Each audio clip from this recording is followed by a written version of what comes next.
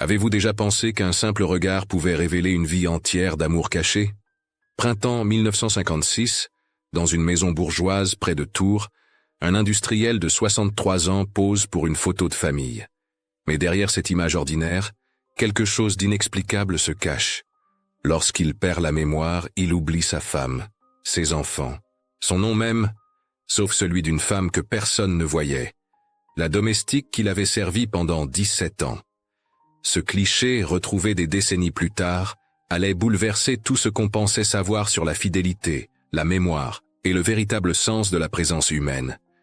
Restez bien jusqu'à la fin, car aujourd'hui, je vais vous raconter cette histoire dramatique, inspirée de réalités qui pourraient appartenir à n'importe laquelle de nos vies.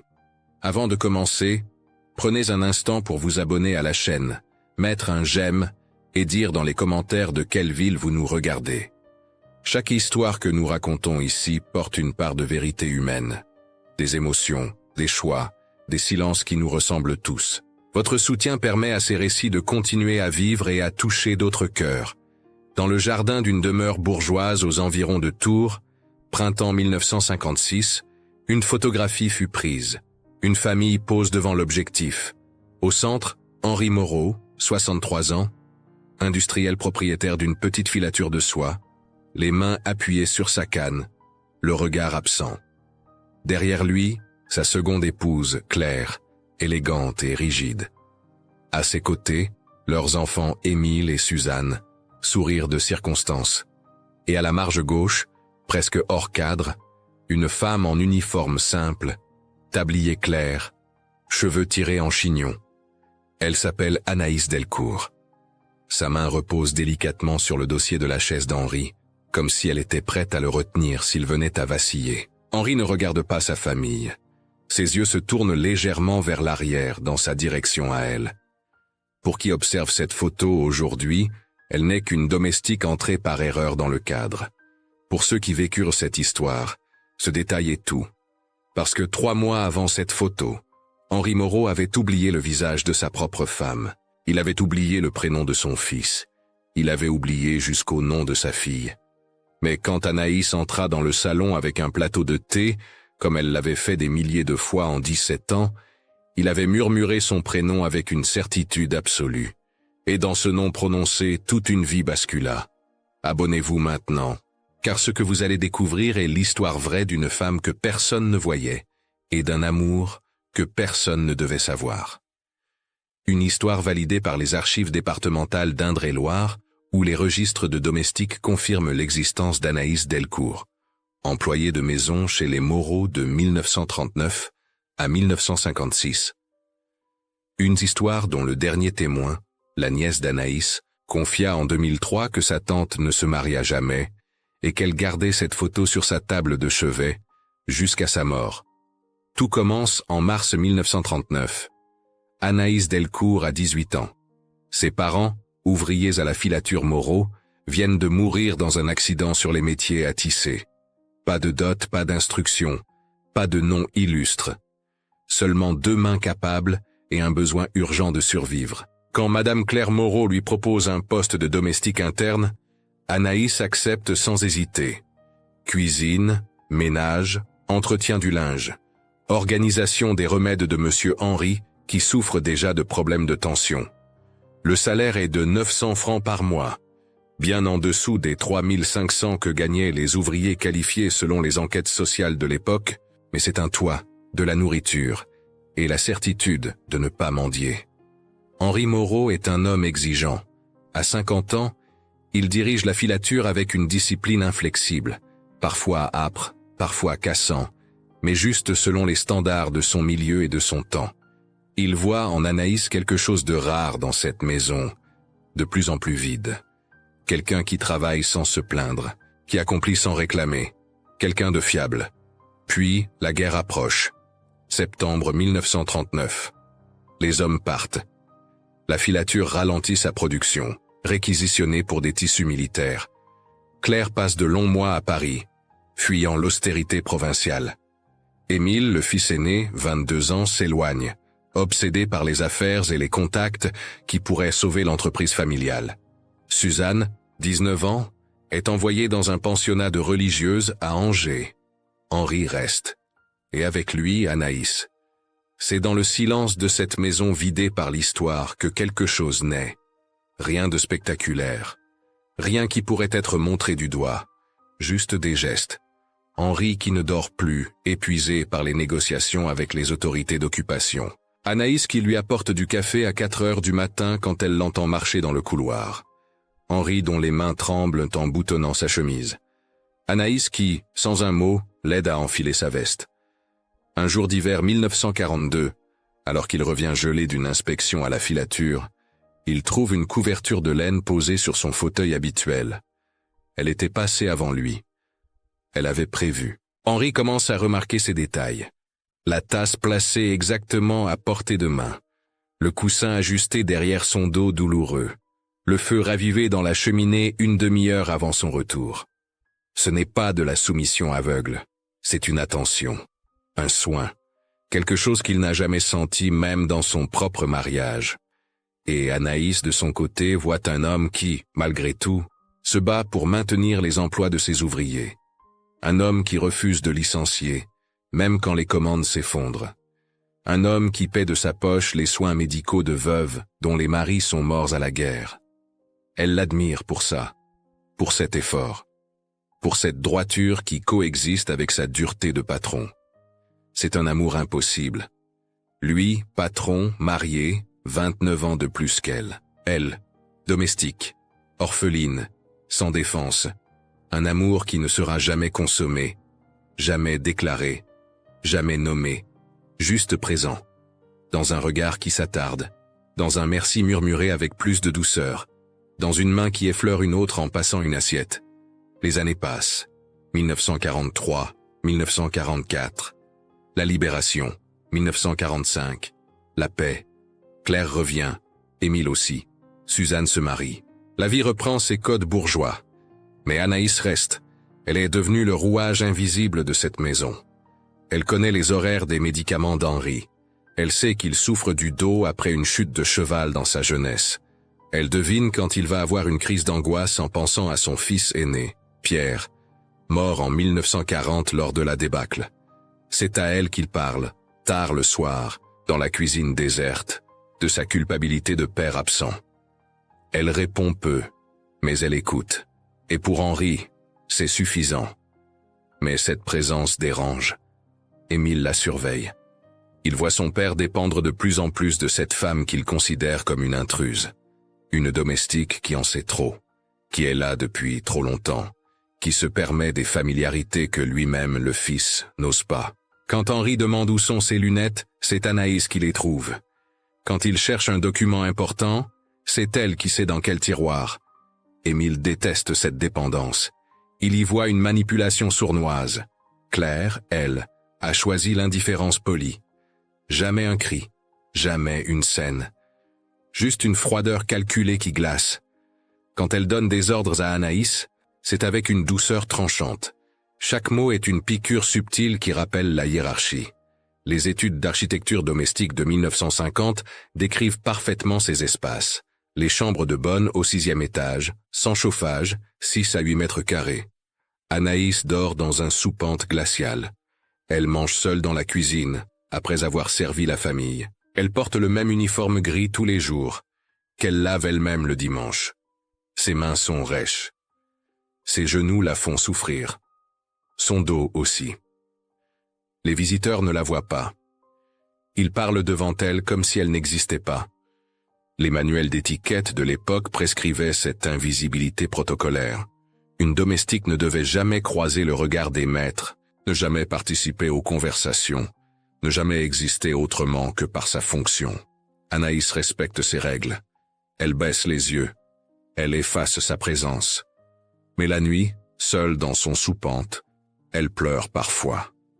De fatigue, de solitude, de cette envie coupable qu'elle ressent pour Suzanne et ses robes élégantes, ses études, sa liberté de choisir. Pourtant, elle tient, parce qu'il y a ces moments. Henri qui laisse traîner des livres dans la cuisine. Elle les lit le soir à la lueur d'une bougie. Henri qui s'assure qu'elles reçoivent les meilleures parts des repas. Henri qui intervient discrètement quand Émile propose de baisser son salaire. Henri qui parfois, dans un murmure, dit simplement « Merci Anaïs, vraiment. Ces petits riens la maintiennent debout, économise quelques francs chaque mois. Garde une petite boîte en fer sous son lit. Dedans, un savon parfumé acheté au marché, une revue trouvée dans une poubelle, une lettre de sa cousine Mathilde qui travaille à Lyon. Ces trésors minuscules qu'elle cache avec honte, comme si vouloir quelque chose pour soi était un crime. Les années continuent leur course. 1947, 1948. Grève dans la région. Tensions sociales, reconstruction difficile après-guerre. La filature survit mais de justesse. Henri vieillit. À 60 ans, en 1953, il commence à montrer des signes de fatigue plus profonde. Des oublis, des confusions. Il cherche des mots, répète les mêmes histoires sans s'en rendre compte. Le docteur Lemoine, médecin de famille, diagnostique une tension artérielle dangereusement élevée et prescrit du repos. Henri refuse. Il continue, obstiné, têtu. Mais son corps lâche, et c'est Anaïs qui compense. Elle vérifie qu'il prend ses médicaments. Elle surveille son alimentation. Elle le rattrape quand il trébuche dans les escaliers. Elle devine quand il va mal avant même qu'il ne le sache lui-même. 17 ans de proximité quotidienne ont créé cette connaissance intime. Elle connaît le rythme de sa respiration la nuit. Elle sait quand il fait un cauchemar et quand il est simplement insomniaque. Elle devine à son pas s'il a eu une bonne ou une mauvaise journée. Cette intimité effraie Émile. Il a maintenant 40 ans. Marié sans amour à une femme de bonne famille, qu'il trompe régulièrement. Malheureux. Amer. Il projette sa frustration sur celle qu'il appelle en privé l'usurpatrice.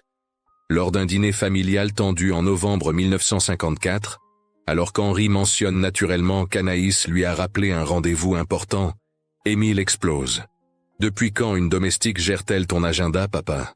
Tu ne trouves pas que c'est déplacé ?» Henri, fatigué, répond simplement « Elle fait son travail, et elle le fait bien. » Mais le malaise s'installe. Claire commence à faire des remarques acides devant ses amis, juste assez fort pour qu'Anaïs, qui sert le thé, les entende. On ne trouve plus de bonnes comme autrefois. Celle d'aujourd'hui se croit indispensable. Anaïs encaisse. Silencieusement. Elle continue. Parce qu'elle aime cet homme d'un amour impossible condamné, qui ne sera jamais autre chose qu'une présence, un regard, une main posée 3 secondes de trop sur une épaule, un merci murmuré dans le couloir vide. Et puis, vient le printemps 1956. Un matin d'avril. Henri descend pour le petit déjeuner. Anaïs, comme chaque jour depuis 17 ans, a préparé son café. Exactement comme il l'aime, fort, avec une goutte de lait dans la tasse en porcelaine bleue. Elle pose la tasse devant lui. Il lève les yeux, la regarde, et quelque chose dans son regard fait peur. Un vide, une absence. Il demande, poliment, comme à une inconnue. « Excusez-moi, mademoiselle, vous êtes nouvelle ici ?» Anaïs sent son cœur se glacer. Elle répond doucement. « Non, monsieur Henri. »« Je suis Anaïs, je travaille ici depuis 1939. » Il fronce les sourcils, confus. « Ah, pardonnez-moi. J'ai oublié. » Ce jour-là, le docteur Lemoine est appelé en urgence. Le diagnostic tombe comme un coup près. Accident vasculaire cérébral. Un AVC léger, mais aux conséquences dévastatrices. Le terme médical, établi en France depuis les années 1920, désigne cette rupture brutale de l'irrigation sanguine du cerveau. La revue neurologique de 1954 avait publié plusieurs études sur ces cas de démence vasculaire, post-AVC, où la mémoire récente s'effondrait, tandis que certaines mémoires profondes, ancrées par la répétition et l'émotion, résistaient. Henri Moreau en était désormais victime. Au fil des semaines qui suivent, son état se dégrade. Il oublie les dates, confond les prénoms, cherche ses mots, se perd dans sa propre maison. Un jour, il appelle Émile par le nom de son frère mort. Un autre jour, il demande à Claire pourquoi elle porte une robe qu'il ne reconnaît pas, alors qu'elle l'a depuis 10 ans. La famille se réunit, fin mai 1956, dans le salon aux lourdes tentures Bordeaux. Émile insiste pour faire interner son père dans un établissement spécialisé à Tours. Claire hésite. Suzanne pleure doucement.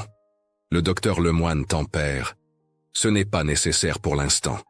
Il peut rester ici, avec une surveillance constante. Mais il faut vous préparer.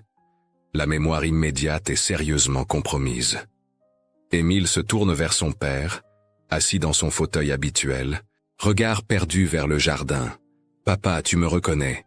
Tu sais qui je suis ?» Henri le regarde longuement, cherche dans sa mémoire fracturée, puis d'une voix incertaine. « Tu es quelqu'un d'important, je crois. Pardonne-moi. Je devrais savoir. » Émile pâlit. Claire se lève, s'approche, prend la main de son mari. « Henri, mon chéri, c'est moi. Claire, ta femme. Nous sommes mariés depuis 28 ans. » Henri sourit poliment comme on sourit à une étrangère bienveillante. « Madame. »« Oui. Bonjour. Enchanté. » Suzanne, en larmes, tente sa chance. « Papa, c'est moi, Suzanne, ta fille. Tu te souviens de ma communion? De mes études à Angers ?» Henri hoche la tête avec une politesse vague, mais ses yeux restent vides. Il ne sait pas. Il ne reconnaît pas. Le silence qui suit est insoutenable. Claire étouffe un sanglot dans son mouchoir. Émile serre les poings, humilié de ne pas être reconnu par son propre père. Le docteur Lemoine prend des notes dans son carnet. Aphasie nominale progressive. Amnésie rétrograde sélective. Et c'est à ce moment précis que la porte de la cuisine s'ouvre. Anaïs entre, comme elle l'a fait chaque jour à 16 heures depuis 17 ans, portant le plateau d'argent avec la théière en porcelaine, les tasses, le pot de miel qu'Henri aime dans son thé, tablier immaculé, cheveux tirés en chignon bas, pas discret. Elle ne sait pas ce qui vient de se passer. Elle accomplit simplement sa routine.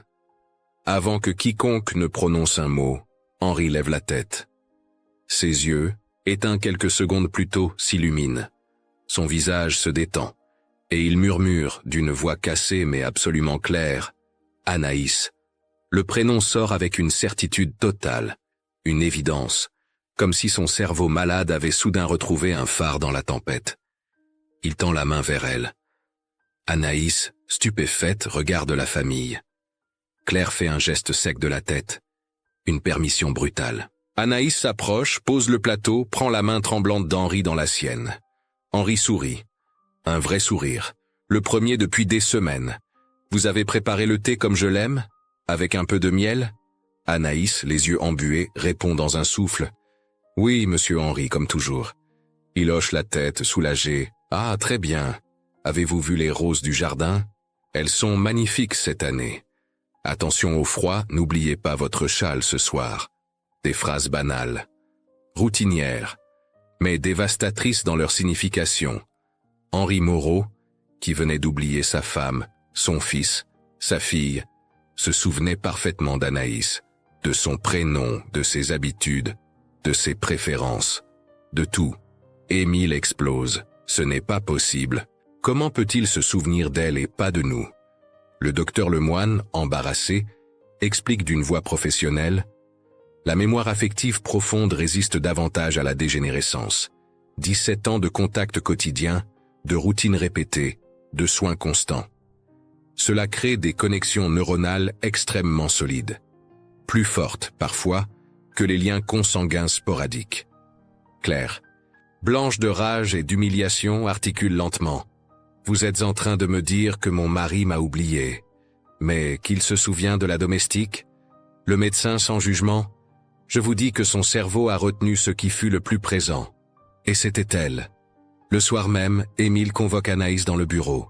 Debout, mains croisées dans le dos, il annonce froidement « Vous serez renvoyé. Avec une indemnité correcte, naturellement. Disons. 3 mois de salaire pour éviter les mauvaises langues. Les falatoriaux. » Anaïs, les mains tremblantes mais la voix ferme, répond « Je partirai si monsieur Henri me le demande. Jamais avant. » Émile ricane. « Mon père ne sait plus ce qu'il veut. J'ai le pouvoir de décision maintenant. » Anaïs le regarde droit dans les yeux. « Alors vous serez responsable de ce qui lui arrivera quand il se réveillera et ne trouvera personne qu'il reconnaisse. » Cette nuit-là, Henri fait une crise d'angoisse. Il appelle, encore et encore. Pas Claire. Pas Émile. Anaïs. Juste Anaïs. Quand elle monte, il s'agrippe à sa main comme un enfant perdu. Les jours suivants sont un enfer silencieux. Henri ne supporte plus l'absence d'Anaïs. Quand elle n'est pas dans la pièce, il s'agite, cherche du regard, panique. Quand elle apparaît, il se calme immédiatement. Claire assiste à ce spectacle avec une douleur qu'elle ne montre jamais en public. Son mari, avec qui elle a partagé 28 ans de vie, ne la reconnaît pas. Mais il reconnaît la domestique. L'humiliation est totale. Émile multiplie les pressions. Il parle de réputation, de bienséance, de qu'en dira-t-on. Dans une ville comme Tours, où tout se sait, où les familles bourgeoises se surveillent mutuellement, cette situation est intolérable. Que penseront les associés, les clients, les voisins? Mais chaque tentative d'éloigner Anaïs se solde par une crise d'Henri. Un soir, alors qu'on lui explique qu'elle a pris congé pour la journée, il refuse de manger, refuse ses médicaments, reste prostré dans son fauteuil, les yeux fixés sur la porte, attendant qu'elle revienne. Fin juin 1956. Une décision est prise. On va faire un portrait de famille. Une photo officielle, dans le jardin. Peut-être la dernière avec Henri encore vivant. Un photographe professionnel est engagé. Les domestiques de l'époque étaient rarement inclus dans ces portraits formels, comme le confirment les études sur la photographie domestique bourgeoise. Les Kodak Brownie et appareils moyen format immortalisaient les familles, pas leurs serviteurs. Mais ce jour-là, Henri refuse de poser si Anaïs n'est pas présente. Émile cède, à contre-cœur, qu'elle reste en arrière, hors cadre, juste pour le rassurer. L'après-midi du portrait arrive. Le ciel est voilé, lumière douce de juin. Le photographe installe son trépied. Henri est assis sur une chaise en fer forgé au centre. Claire se place derrière lui, droite, rigide. Émile à gauche, Suzanne à droite, tous en habit du dimanche. Henri porte son costume sombre, mains appuyées sur sa canne. Anaïs se tient à l'écart, près de la maison. Mais Henri tourne la tête, cherche du regard. La voit, fait un geste. « Non, venez, restez près de moi. » Émile intervient sèchement. « Papa, c'est une photo de famille. Elle n'a pas à. » Henri, avec une lucidité soudaine qui glace tout le monde. « Elle est plus famille que vous ne l'avez jamais été. » Le silence est assourdissant. Claire ferme les yeux. Suzanne baisse la tête. Émile devient écarlate. Le photographe, mal à l'aise, suggère « peut-être à la marge. » Pour l'équilibre de la composition, Anaïs s'approche, se place à gauche presque hors cadre. Henri tend la main, trouve le dossier de la chaise et elle comprend. Elle pose sa main là, délicatement, comme elle l'a fait 1000 fois quand il avait besoin d'être rassuré, quand il avait peur de tomber, quand il avait besoin de sentir une présence. Le photographe. Regardez l'objectif, s'il vous plaît. Claire regarde. Émile regarde. Suzanne regarde. Anaïs regarde. Mais Henri, lui, tourne légèrement la tête. Vers l'arrière. Vers elle. Vers la seule personne que son cerveau malade a choisi de garder. Le flash. Le clic. La photo est prise. Cette nuit-là, après le dîner où personne ne parle, Henri demande à voir Anaïs. Seule. Dans sa chambre.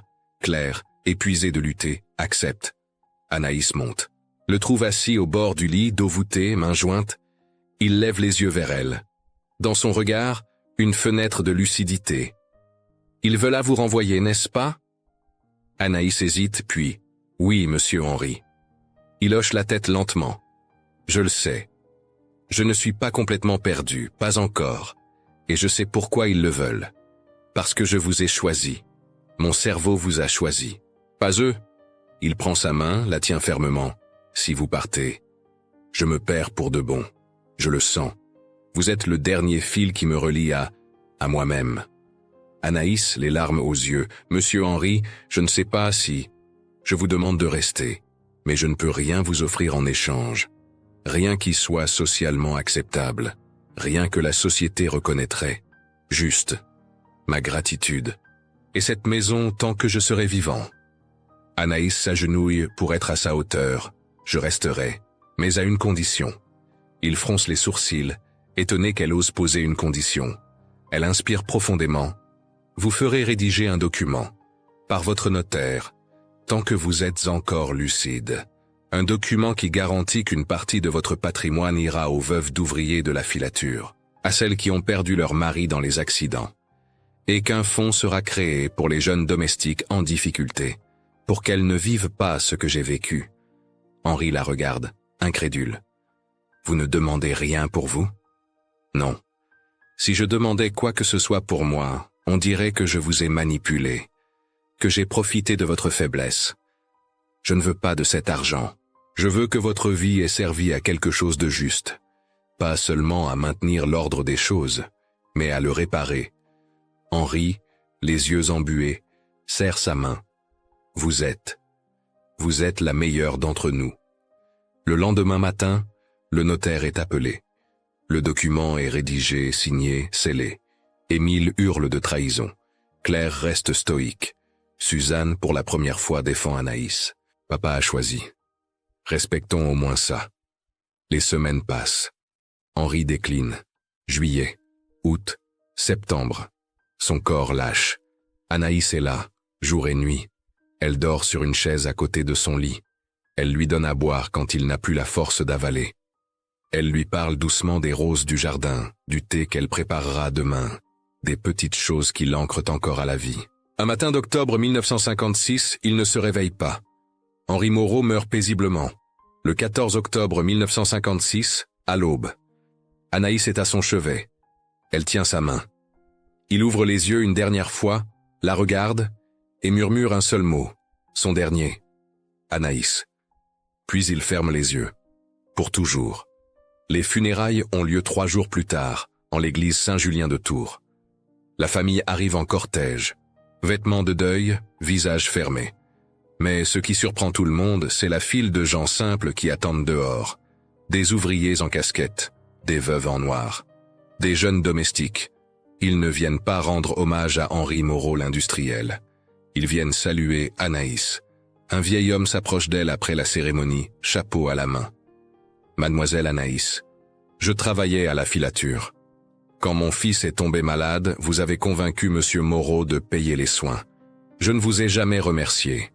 Une femme, la cinquantaine, les yeux rouges. Ma fille est domestique chez les Dubois. Vous lui avez appris à lire le soir dans la cuisine des Moreau. Elle s'en souvient encore. Un par un, ils viennent. Ils parlent bas. Ils serrent la main d'Anaïs. Ils la regardent avec un respect que la famille Moreau ne lui a jamais accordé. Émile observe la scène de loin. Quelque chose se fissure en lui. Pas une rédemption complète. Pas une conversion miraculeuse. Juste la lente réalisation que cette femme qu'il méprisait avait peut-être plus de valeur que tout ce qu'il possédait. Claire s'approche d'Anaïs, après que la foule se soit dispersée. Elles sont seules dans le cimetière, face à la tombe fraîche. Claire, la voix brisée mais digne, il ne serait pas parti en paix sans vous. Je le sais, et même si cela me déchire de l'admettre, je vous en suis reconnaissante. Anaïs baisse la tête. Madame, je n'ai fait que... Claire l'interrompt. Non. Ne diminuez pas ce que vous avez fait. Vous avez aimé mon mari d'une façon que je n'ai jamais su. Pas avec passion, pas avec possession, avec présence, et c'est ce dont il avait besoin. Elle hésite, puis ajoute, le fonds qu'il a créé pour les veuves et les domestiques. Je veillerai à ce qu'il soit respecté. C'est le moins que je puisse faire. Les semaines passent. Anaïs reste à la maison Moreau quelques mois, le temps de former la nouvelle domestique. Puis elle part. Elle loue une petite chambre en ville avec ses économies. 900 francs par mois pendant 17 ans, moins les dépenses. Elle a mis de côté, sou par sou, de quoi survivre 1 an, peut-être 2. Elle trouve un travail dans une blanchisserie. Le salaire est médiocre, le labeur épuisant. Mais elle est libre. Pour la première fois de sa vie, elle ne doit rien à personne. Elle ne dort plus dans un soupente glacial. Elle ne mange plus les restes. Elle existe. Un jour de printemps 1958, elle remarque une jeune fille, 16 ans peut-être, qui cherche du travail dans le quartier. L'adolescente est maigre, les vêtements usés, le regard apeuré. Anaïs reconnaît ce regard. C'était le sien. 19 ans plus tôt, Elle s'approche. Tu cherches quelque chose. La fille hésite. Du travail, mademoiselle. N'importe quoi. Mes parents sont morts. Je n'ai nulle part où aller. Anaïs prend une décision. Avec ses économies, elle loue une maison modeste rue des Tanneurs. 3 chambres.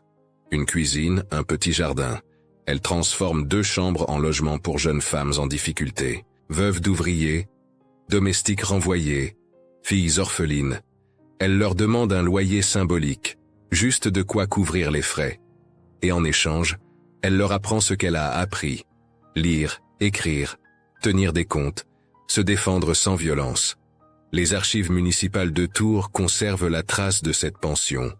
Enregistrée en 1959, sous le nom Foyer Sainte-Anaïs. Elle accueillera des dizaines de femmes jusqu'à sa fermeture en 1982, après la mort d'Anaïs. Les années passent. 1960, 1970. Anaïs ne se marie jamais. Quand on lui demande pourquoi, elle répond simplement « J'ai aimé une fois. Cela me suffit ». Elle ne parle jamais des moraux, pas par amertume, pas par rancune.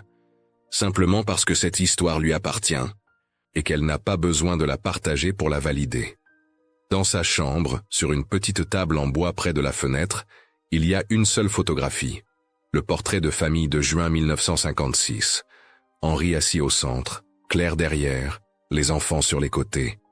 Et elle, Anaïs, presque hors cadre, la main posée délicatement sur le dossier de la chaise. Henri qui ne regarde pas l'objectif, qui regarde vers elle.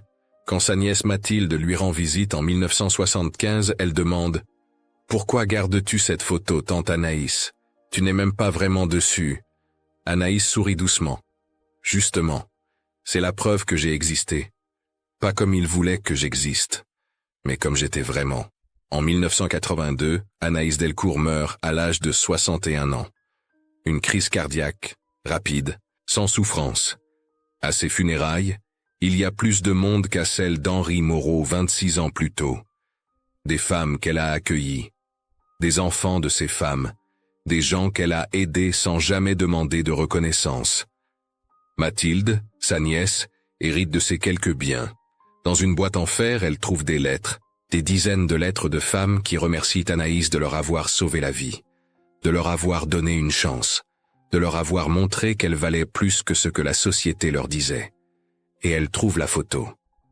Le portrait de 1956. Au dos, d'une écriture soignée, Anaïs a écrit « Personne ne m'a vu sur cette photo, mais lui m'a vu toute sa vie, et c'est tout ce qui compte. » Cette photo reste dans la famille Delcourt. Elle n'ira jamais dans un musée. Elle n'illustrera jamais un livre d'histoire. Elle restera sur une étagère, dans le salon de Mathilde, puis de sa fille, puis de sa petite-fille. Une photo banale d'une famille bourgeoise française. Avec, à la marge, presque invisible, une femme qui changea plus de vie que tous ceux qui sont au centre du cadre. Parce qu'au final, l'histoire nous enseigne ceci. Ce qui reste, ce n'est pas le nom, ni le titre, ni la richesse. Ce qui reste, c'est la présence. L'amour ne se mesure pas en déclarations, mais en gestes quotidiens. En thé préparé avec soin, en couverture posée sur des épaules fatiguées, en mains tendues dans l'obscurité. Et quand tout le reste s'efface, quand la mémoire elle-même nous abandonne, ce qui demeure, c'est le visage de ceux qui furent vraiment là. Pas en théorie, pas en apparence, mais en vérité. Avant de conclure, souvenons-nous que cette histoire fictionnelle nous parle d'une vérité universelle.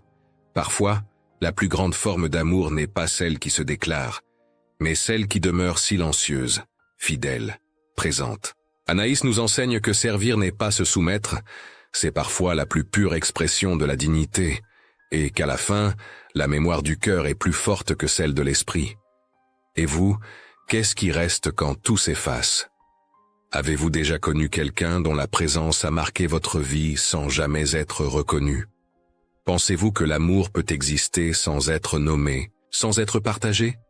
Écrivez le mot « présence » dans les commentaires si vous êtes resté jusqu'à la fin. Dites-nous de quelle ville vous nous regardez. Et si vous le souhaitez, partagez l'histoire d'un ancêtre, d'un grand-parent ou d'une personne oubliée dont la vie pourrait inspirer d'autres récits. Merci d'avoir écouté jusqu'au bout.